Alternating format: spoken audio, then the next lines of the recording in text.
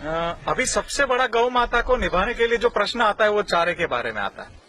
तो मैं आज चारे के बारे में एक गौ माता ने हमारे पे कृपा करी है वो मैं बताना चाहूंगा कि आज का विज्ञान साल में किसान को 4 बार खर्च करवाता है कि भाई एक बार आप समझ लीजिए कि जवार लगाया, एक बार आपने रचका लगाया, एक बार आपने मक्का लगाया, स्वीट कॉर्न, तो ये सब चीज ना 4 टाइम्स उनको सीड का खर्च होता है, बीज का खर्च होता है।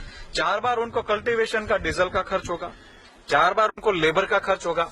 तो हमेशा खर्च खर्च खर्च, तो इसीलिए किसान को हमेशा महंगा पड़ता है और गौ माता को रख नहीं सकते। तो हम करीबन 5 साल से अभ्यास कर रहे थे, अलग अलग गांव, अलग अलग गौचर में से हम 35 से 40 प्रकार के घास लेकर के आए। हमने खुद का अपना गौचर बनाया, उसके अंदर गौचर में से जो गौ माता ने सिलेक्शन किया खाने के लिए, तो वो हमने ऑब्जर्व किया और वो जो गौ माता ने खाना खाया उसका हमने स्पेशली खेती करने का कोशिश किया। तो खेती करने के लिए हमको इतना अच्छा रिजल्ट मिला कि हम सोच भी नहीं सकते। ये जिंजवा वेराइटी हमने 15 प्रकार के जिंजवा थे, उसमें से 4 प्रकार के जिंजवा गौ माता ने सिलेक्शन किया। तो वो लगाने के बाद पहला कटिंग उसका 2 महीने में आ जाता है, उसके बाद में उसका हर एक कटिंग हर 20 दिन पे आ जाता है।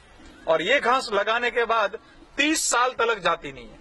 एवरी 20 डेज पे आप कटिंग लेते जाओ लेते जाओ लेते जाओ। तो कहाँ अपने पूर्वज ने क्या बीज छोड़ के गए और आज अपन कौन सा विज्ञान पकड़ रहे हैं। और सबसे इसका जो बड़ा फायदा है मित्रों, ये फायदा है कि इसको आप चाफ कट करने की भी जरूरत नहीं है, इसको हरा भी खिला सकते और सूखा भी खिला सकते।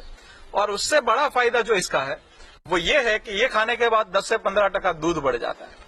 और इसका प्रोडक्शन इतना हाई लेवल पे लेते हैं हम कि समझ लीजिए कि यहाँ पे हम सिर्फ 7 एकड़ में से 180 गौ माता को निभा रहे हैं, जो भारत का नहीं विश्व का हाईएस्ट प्रोडक्शन है। और वो भी ऑर्गेनिक, कि गौमूत्र गोबर दिया अंदर और ये डाल दिया, बात खत्म। तो ये डालने के बाद हमको सबसे बड़ा आशीर्वाद मिला है और हम चाहते कि पूरे भारत में ये फैले।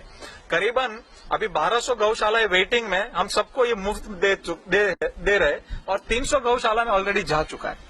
और हम चाहते कि हर एक गौचर में ऐसा बीज लगा हो और सब लोग का गौ माता का 80% खर्चा कम हो जाता है। और ये खिलाने के बाद खल का हमने प्रोपोर्शन है वो आधा कर दिया, जो कॉन्सेंट्रेट फीड करते हैं वो आधा कट करने के बाद भी आज दिन का उनका दूध बढ़ा है, कम नहीं हुआ है। और जब भी ये चारा हम कम कर देते दूध कम हो जाता है। तो ये चारा दुनिया का श्रेष्ठ फूड है जो गौ माता ने खुद के लिए सिलेक्शन किया है। तो सब लोग मिलके इसको आगे चले और इसको हम जिंजवा कहते हैं। जिंजवा को इंग्लिश का बॉटनिकल नेम तो हमको पता नहीं है क्या होना है, लेकिन हमारे पूर्वज सालों से इसके बारे में गाना भी गाते थे। और ये 15 टाइप की वेराइटीज होती है, इसमें से 4 टाइप की वेराइटीज है। किसी में कार्बोहाइड्रेट વધુ है, किसी में प्रोटीन्स ज्यादा है। तो सब चीज का अलग अलग कॉम्बिनेशन करके एक सुपर फूड कह सकते हैं जो गौ माता के लिए है। जो हमको गौ माता ने दिया है वो हम पूरी दुनिया को अभी भारत में हर एक जगह पे फैलाना चाहेंगे।